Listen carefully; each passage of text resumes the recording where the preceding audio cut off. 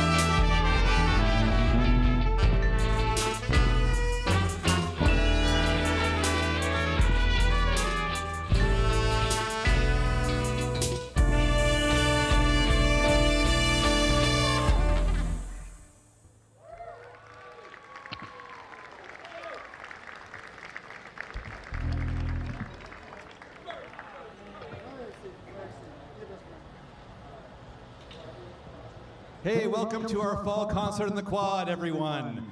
Tonight we've got a Halloween and Dia de los Muertos theme going on. So bear with us as we have a brief transition now. We got to strike the jazz set and get ready for our orchestra portion of our program. A few logistical announcements. First of all, if you don't have a chair and would like to sit down, there's a stack of chairs right over there under where it says administration on what was formerly Building 1. So look where I'm pointing. Chairs, a stack of chairs right there. Please help yourself.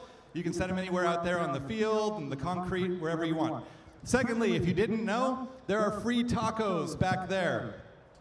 Yes, it says tacos for purchase on the poster. We printed those and then we thought, you know, we should just make them free. So free tacos back there. Have as many as you want, get seconds, thirds, etc. There looks like there's no line right now, so it'd be a good moment. Also, the door right next to where the tacos are is how you get to the bathroom. So if you go through that door, turn right down the hallway, you can't miss the bathrooms right in the middle of this building to my right, your left.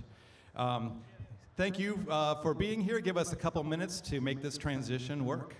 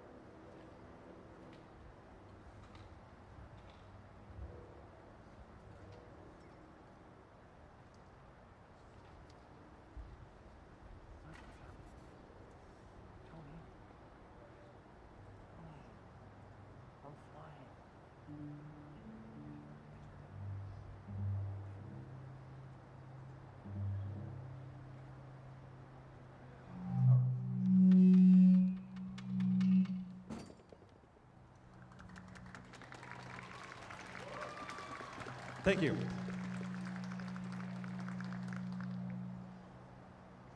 All right, the first of our two orchestras performing for you tonight, we affectionately call by its acronym name, Jam On, which stands for Jserra Arts Magnet Orchestra Nexus. I may or may not have thought of that name to make that particular acronym work.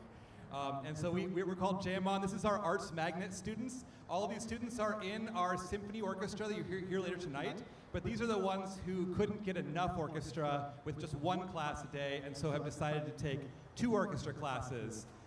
And we meet every Monday night for a rehearsal, and they're a much smaller orchestra, so they must be really on top of owning their parts. It's harder to play an orchestra when there are fewer players.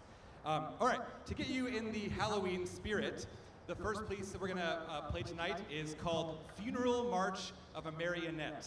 It is legitimately, Charles Gounod wrote this piece about imagining if a puppet, a marionette, were to sadly perish, how might its friends, family, etc. mourn for it. So hopefully this is just macabre enough to get you in the Halloween spirit. Without further ado, Funeral March of a Marionette.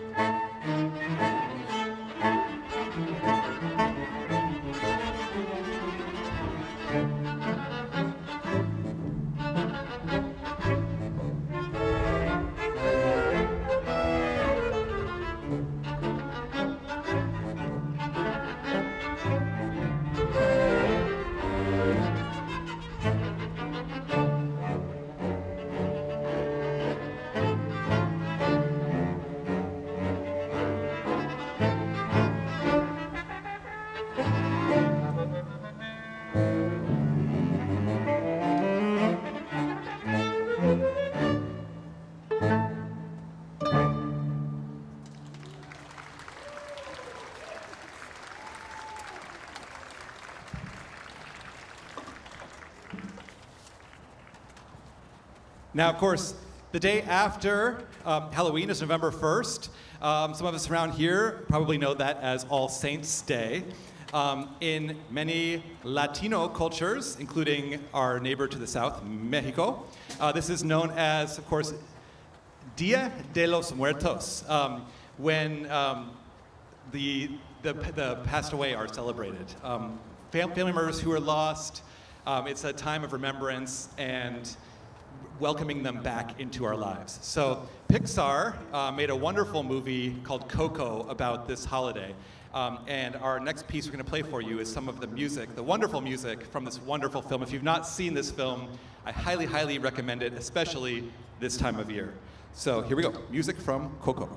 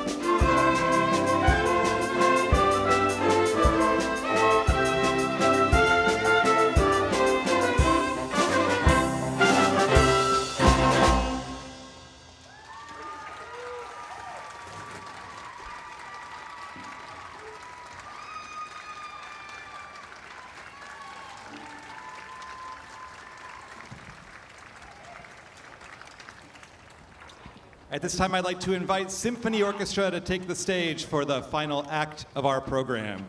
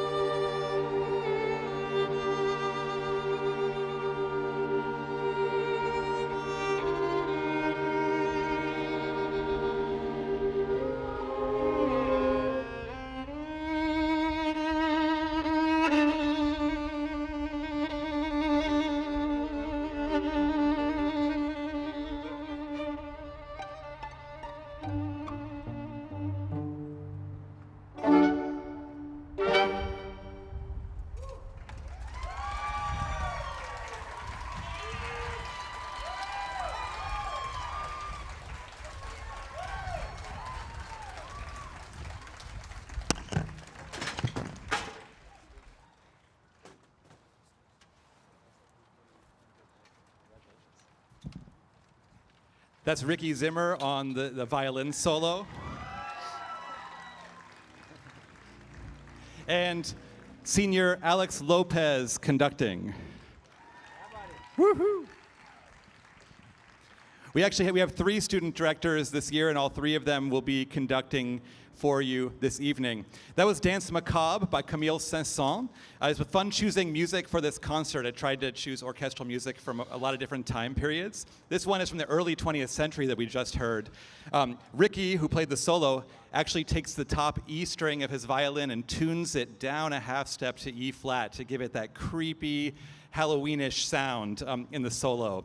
It's super cool. It's one of the only really famous pieces I know of to do that. It's also famously the very first orchestral piece to include the xylophone, which is now, of course, everybody's favorite musical instrument that starts with the letter X, right? And it is used to specifically conjure the idea of bones rattling. So it only made sense to include the early Walt Disney Silly Symphony skeleton dance that we just saw on the screen to go with this. Okay, cool. Let's invite our next student director, Mr. Matt Meyer, to the podium. Welcome.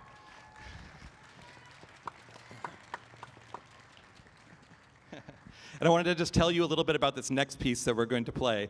It's called March to the Scaffold, and it's by Hector Berlioz, and it's the fourth movement of a 5-movement symphony that he wrote called the Symphonie Fantastique, which is sort of like Hector Berlioz's big breakout album of the 1820s. So we're going back almost 100 years in time, from Camille Saint-Saëns' Danse Macabre to Hector Berlioz's Symphonie Fantastique, March to the Scaffold. Now, this one, the title says it all, right? It's already macabre, it's already Halloweenish. We have something happening going towards a scaffold here, some marching going on, right? So Hector Berlioz was a composer who honestly was a little bit crazy, and he wrote a very crazy piece of music here, and he paints a picture, and each of these 5 movements tells a different part of the story. And in this particular movement, March to the Scaffold, our protagonist has been sentenced to his death, to his doom, and he is being marched to his own execution. And so Hector Berlioz paints this picture brilliantly in music. For example, in the very beginning of the piece, we hear something like a military march that's very distant and slowly gets closer and closer until it's right here. Let's see what that part sounds like.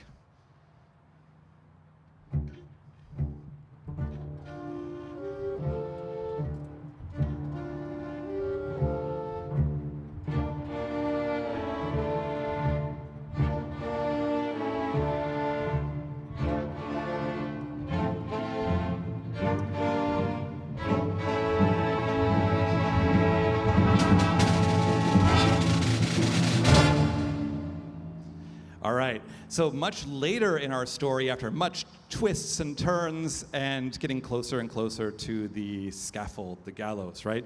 Our hero, our protagonist, has his final thought, which will be played beautifully as a solo by Mr. Maverick Montez.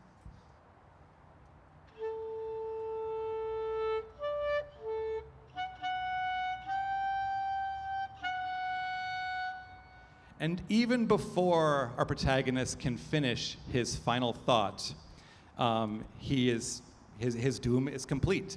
Now we have to think, Hector Berlioz was a French composer, and he's writing this in the 1820s. So those of us who can remember back to middle school or high school history class, right?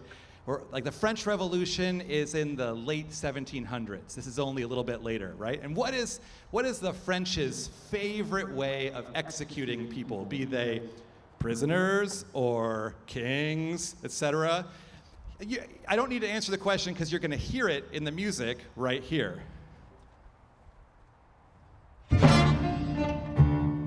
Chop. Yes, there we go. Right, so that's toward the end of the piece. And I think that having these landmarks for our story will help you appreciate Hector Berlioz's March to the Scaffold.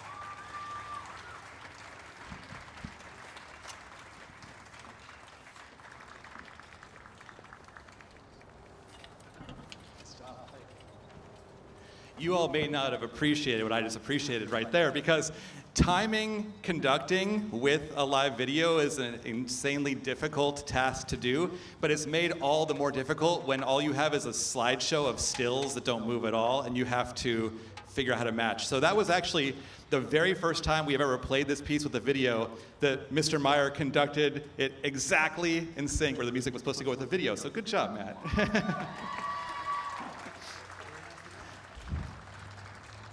All right, now I'd like to welcome our next student conductor to the podium. This is Mr. Nathan Schroet.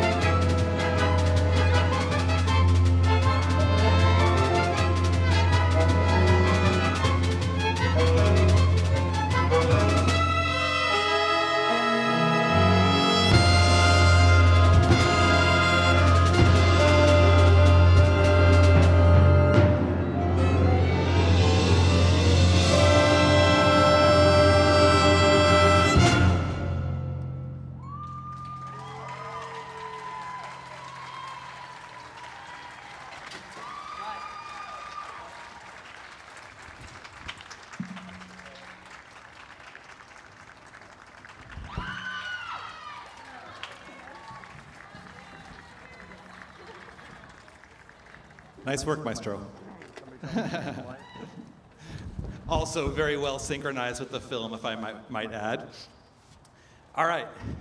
We're going to conclude our program tonight with one of my favorite pieces of classical music ever. I think I'm not the only one here who feels that way. It's called Danzón Number 2 by Marquez, who's a living Mexican composer, so this ties in with the Dia de los Muertos theme of our program. But it has another layer here that I think is worth calling out, because in 2019 at our fall concert, our last one before COVID, this was the finale of that concert, and it was a favorite piece that those students who were in orchestra that year had ever played in our group. I think most of them would feel that way, at least.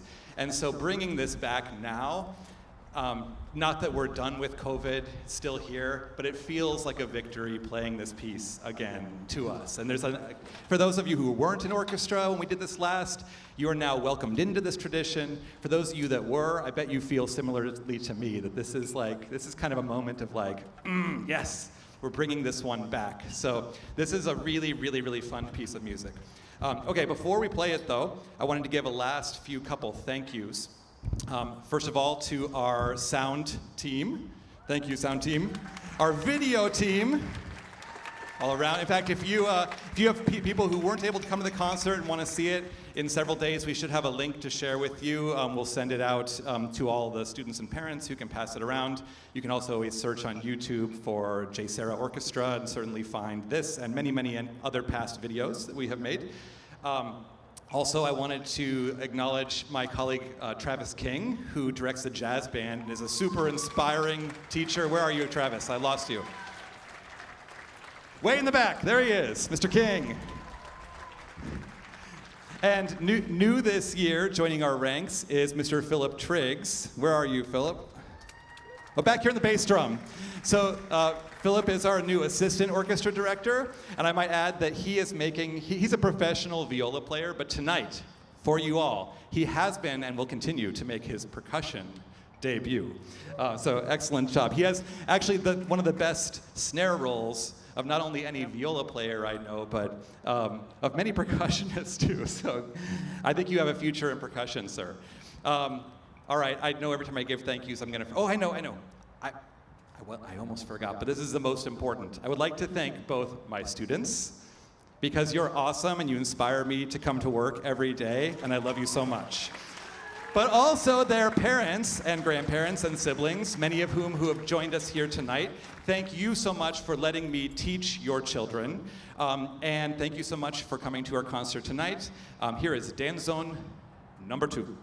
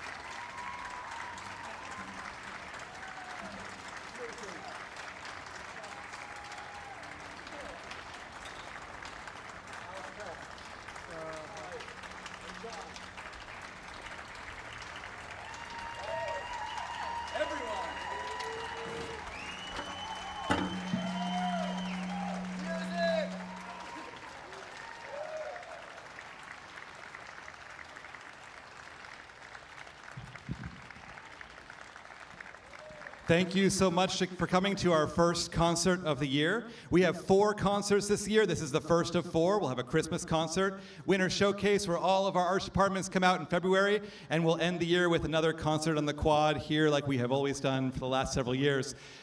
Please visit with your people, and then in about 5 or 10 minutes, I need your students back to help clean for about 10 or 15 minutes, and then they can go home. So thank you so much for coming. Have a good night.